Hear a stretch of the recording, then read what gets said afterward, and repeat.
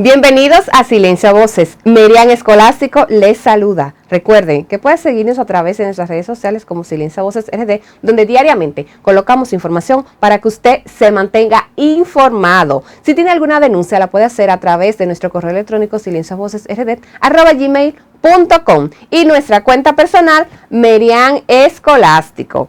Queremos agradecer a la doctora Alicia Álvarez, quien es la directora de la Escuela de Arte y Comunicación de la Universidad AP, quien nos hizo la invitación para participar en una videoconferencia con estudiantes de bachilleres, donde contamos nuestra experiencia como periodista y también en los medios de comunicación. Cabe resaltar que esta universidad está promoviendo la licenciatura en Comunicación y Periodismo Multiplataforma. Esta carrera estará disponible a partir del cuatrimestre septiembre-diciembre 2022, la cual cuenta con 12 cuatrimestres, 187 créditos y 62 asignaturas. Así que les animamos para que corran la voz y sean partícipes de esta nueva licenciatura. Para cualquier información puede acercarse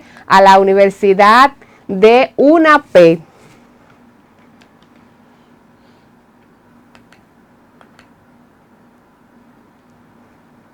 En el Senado de la República estamos haciendo historia. Nuestras puertas están abiertas de par en par, mostrando un eficiente trabajo en equipo. Representamos con vocación, legislamos con orgullo, fiscalizamos apegados a la ley. Incontables horas de trabajo de un grupo de hombres y mujeres comprometidos con el presente y el futuro de la República Dominicana. Hoy mostramos un Senado moderno, donde todos somos parte, donde tu voz cuenta. Senado de la República Dominicana. Nuevo, diferente, cercano. Queremos denunciar por esta vía sobre el desorden que está en la Junta Central Electoral, específicamente la que está ubicada en la feria. Allí existe una desorganización. Solamente uno va a solicitar una acta de nacimiento legalizada y lo ponen a dar vuelta, como se dice en el buen dominicano. Allí estuvimos más de una semana y no pudieron entregarnos una acta de nacimiento. También nosotros escuchamos casos de personas que venían de otro lugar, de otra junta ubicada ya sea en otro sector, y lo envían a la feria, y en la feria quieren enviarlo a otro lugar. De verdad, de que a pesar de que hace unos meses se publicó de que están modificando y están digitalizando las actas, se supone que debió de ser un momento para que sea más fácil y no estén las personas en estas condiciones. De verdad que realmente, como le dije en mi caso, prácticamente me queda cerca la Junta, pero y esas personas que vienen de lejos, que a veces no tienen ni para pasaje, de verdad que no debe de ser esto, ni pasar por esta situación. En otro orden, después de que publicáramos nosotros en el periódico Acento un reportaje sobre las patentes, ahí vimos de que no todas las universidades cuentan con una. El Instituto Tecnológico de Santo Domingo es la que tiene más patentes registradas, en este caso son 9. La Universidad Iberoamericana tiene 2, la Universidad Autónoma de Santo Domingo, la más vieja, antigua del país, solamente cuenta con una. Cuando hablamos de patente, tenemos que decir que es un derecho exclusivo que tiene el Estado, el inventor.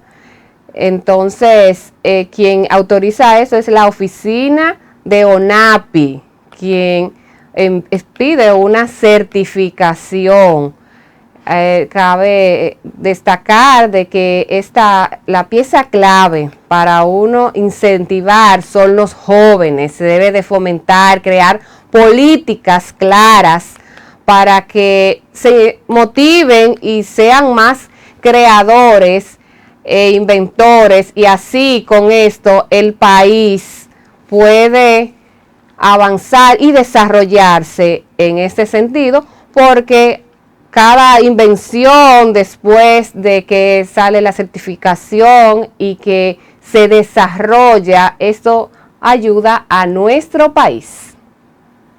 Estamos avanzando, rompiendo las fronteras entre la gente y la Cámara Alta.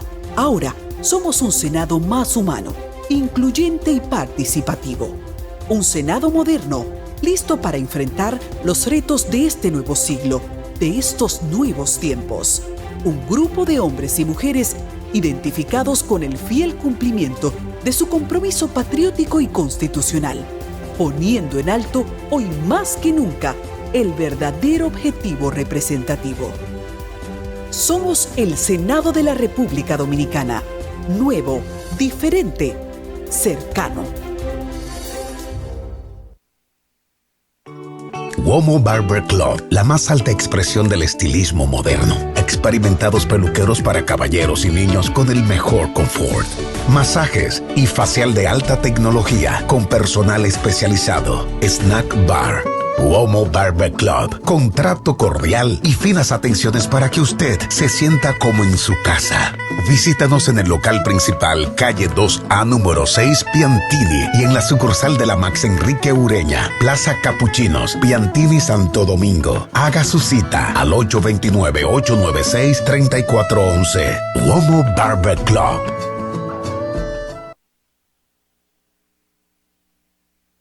Hoy contamos con la presencia del destacado periodista Melvinson Almanza, quien inició en los medios de comunicación en el área de los deportes, aunque ha estado en diferentes medios de comunicación desempeñándose como estratega, ¿verdad?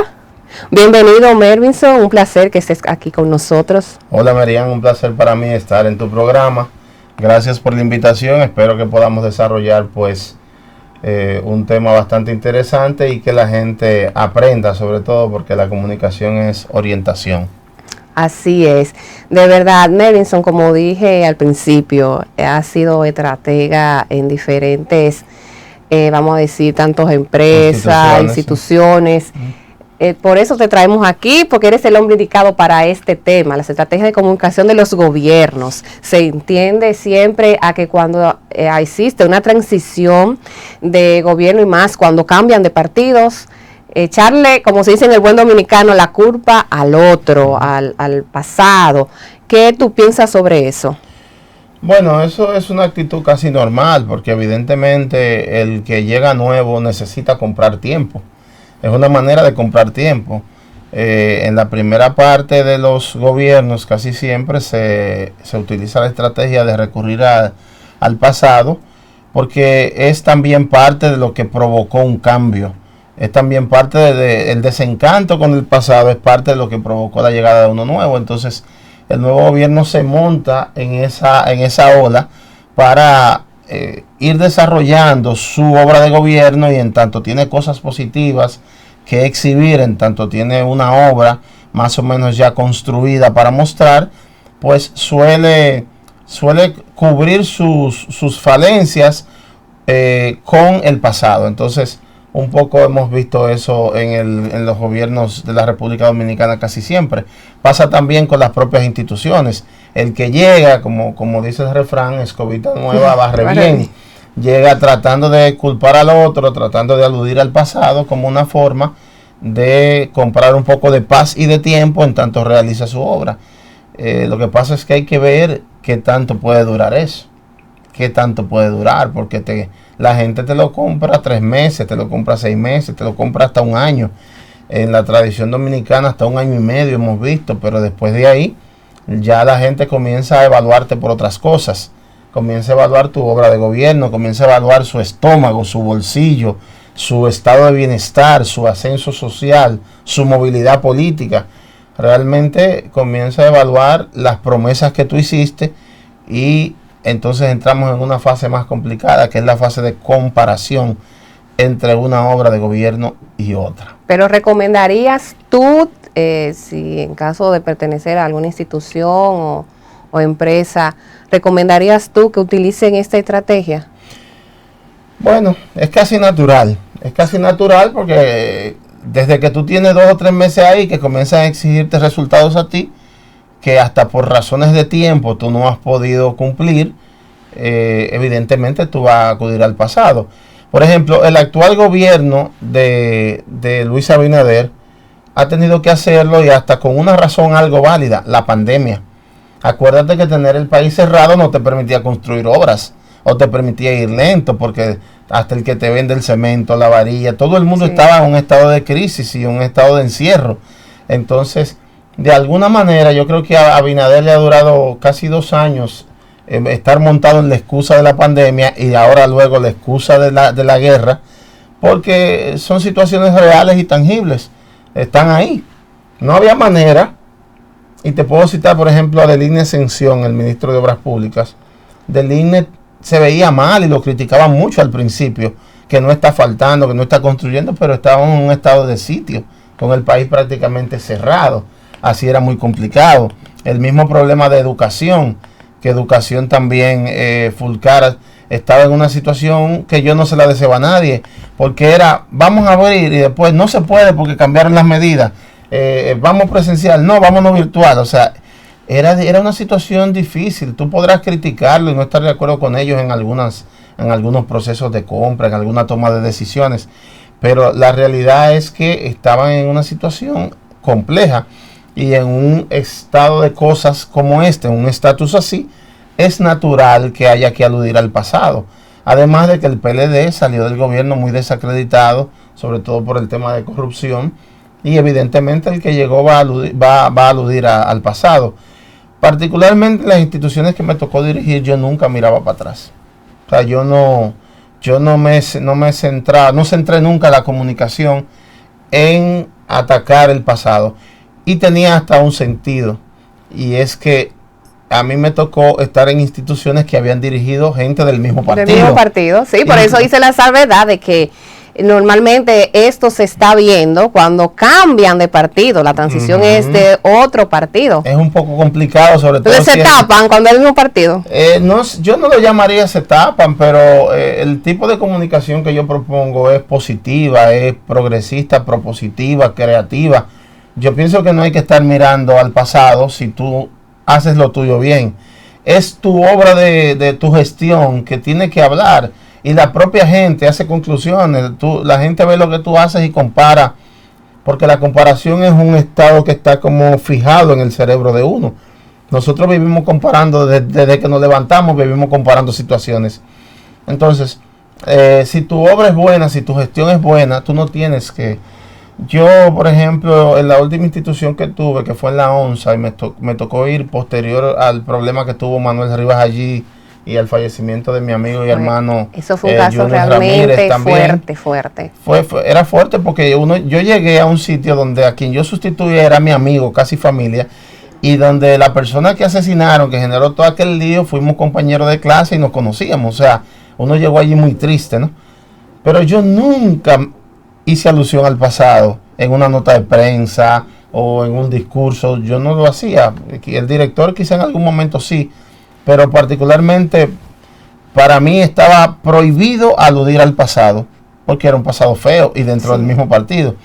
Entonces, con el cambio de gobierno y el cambio de partido, naturalmente eso no lo frena a nadie. O sea, a mí particularmente no me gusta mucho. Yo creo en hacer, en realizar y en decir lo bueno que se está haciendo, y que la gente haga sus propias conclusiones. Y funciona. Por ejemplo, David Collado sustituyó a un gran ministro de turismo que era Francisco Javier, pero David lo está haciendo mejor, pero mucho mejor. Francisco era un genio, un estratega, un tipo inteligentísimo, y alcanzó los mejores números y fue el gran desarrollador. En sus manos, en sus años, estuvieron los mejores momentos del turismo dominicano en la historia, pero el que llegó es mejor. Y David nunca ha dicho el turismo no servía, Francisco era esto ni lo otro. como tampoco lo hizo con Roberto Salcedo en la alcaldía, para mostrarte un gran modelo de comunicación y de marketing. Collado es una estrella en eso, hay que decirlo. Y David ha llegado ahí. Francisco era lejano, David es cercano. Francisco casi no viajaba, David viaja. David está con la gente todo el tiempo, casi a diario está en algo. Y ha hecho un upgrade, lo ha mejorado, lo ha actualizado. Entonces no hay necesidad de siempre estar aludiendo al pasado. Pero ya a nivel macro, con problemas como la corrupción, con problemas como las compras de contrataciones, leyes importantes, sí, eso será virtualmente imposible que el gobierno de turno no hable de su predecesor, sobre todo si son de partidos contrarios. Es más, el danilismo llegó a criticar muchísimas cosas del leonelismo. Sí. En plena campaña, con Leonel teniendo que respaldar a Danilo en el 2012, Danilo decía, me están poniendo un palo encebado, cuando Leonel hacía referencia a hacer una nueva reforma fiscal en medio de una campaña. Sí, pero ahí ya había una ruptura entre ellos. No, hasta el momento no, había unos piques ya, pero tenían que apoyarse por obligación, porque si no era leña que le iban a dar. Entonces cuando el leonelismo vio que Hipólito comenzó a hablar de meterle preso a su gente, comenzaron a apoyar a Danilo con todo, hasta el punto que se creó prácticamente un déficit fiscal de más de 200 mil millones en ese año, para que Danilo ganara. Ahora, Danilo llegó a decirle que me están entregando un maletín lleno de facturas, sí, lleno de facturas, a alguien que lo tenía que apoyar por obligación. En plena campaña lo dijo.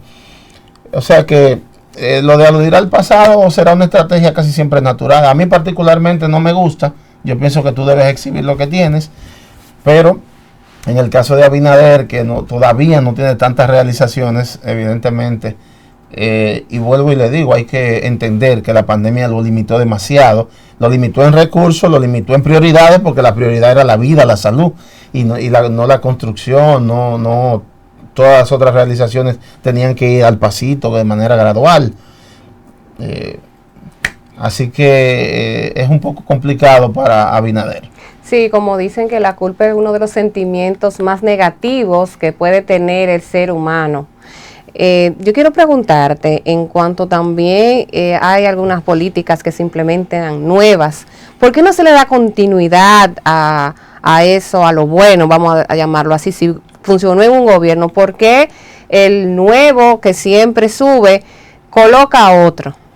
Ese es un gran error, porque la verdad es que, si bien desde el punto de vista de la propaganda política, del marketing, de la estrategia de comunicación, tú tienes que tratar de marcar distancia y de distinguirte del otro, yo pienso que lo que está bien hay que hacerlo. Y vuelvo y te cojo el ejemplo del Ministerio de Turismo. David se montó en las grandes publicitarias que tenía el PLD, en toda la estructura internacional de comunicar el turismo dominicano, en estrategias parecidas. Ni siquiera han cambiado línea gráfica ni nada de eso. Naturalmente él hizo mejoras, redujo gastos. O sea, no hay por qué eliminar todo lo que hace el otro. Tú tratas de continuar lo que está bien, como dijo en aquel momento Danilo en un eslogan de campaña genial del coro de Joao Santana, que fueron los creadores de eso. Entonces, se puede continuar con lo que hay. Tú le pasas un paño con pasta, le das sus ribetes distintos, pero se puede continuar perfectamente. ¿Por qué tú tendrías que hacer algo diferente en el 911? Que no sea mejorarlo. O en la patrulla de camino, o en la tanda extendida.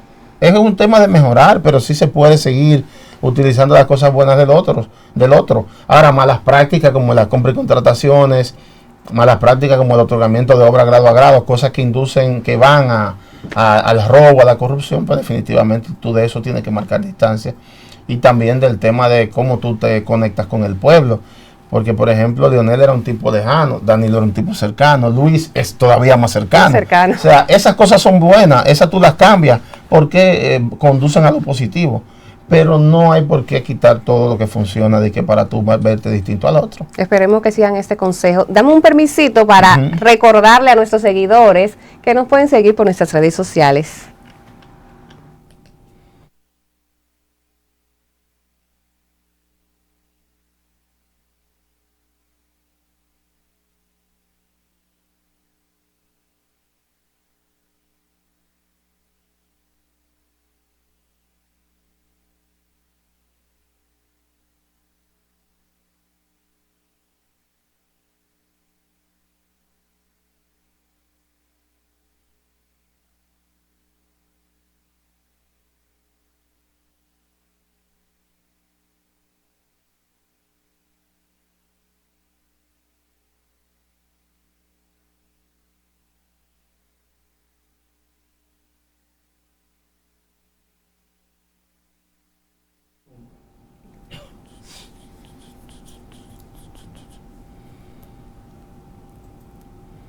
1 hora conmigo, 2 horas obligado, señor. Mervinson, aprovechando que estás aquí con nosotros y eres un experto en comunicación corporativa, nosotros queremos abordar el tema de los medios y la publicidad. A veces existe una disyuntiva en que si tengo la publicidad de X o cual empresa, en caso de que esa empresa esté haciendo algo mal, ¿no puede hablarlo ese medio de comunicación? Bueno, ese es un tema complicado, ese es un tema como la autocensura, como cuando en un medio te obligan a escribir de lo que tú no quieres o te obligan a callarte de algo que tú quieres decir. Son temas que tienen, sí, no voy a decir siglos porque la comunicación es una ciencia bastante joven. La comunicación es en términos de ciencia ya. En términos de ciencia, porque desde los inicios de la civilización, claro, hay comunicación. Hay comunicación. Pero francamente, desde que la comunicación es ciencia, a finales de los años 20, 30 en adelante para acá, ese ha sido un gran debate. La relación de los medios de comunicación con el patrocinador, las relaciones públicas, el periodista que es censurado o que se le obliga a callar o a decir lo que no está en su conciencia.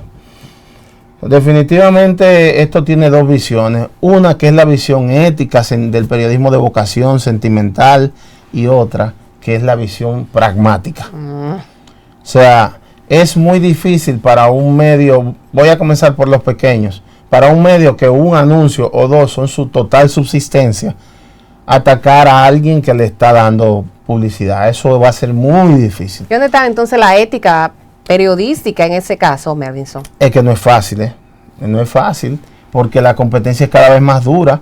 Antes tú te la podías dar de ético porque eran 15 medios grandes, 3 periódicos, 5 periódicos, 20 emisoras. Era realmente fácil tú dártela en bravo, porque había tela por donde cortar. La publicidad tenía mucho menos impuestos colocados. Las empresas se anunciaban mucho más porque hemos ido a un estado de crisis constante en la última década.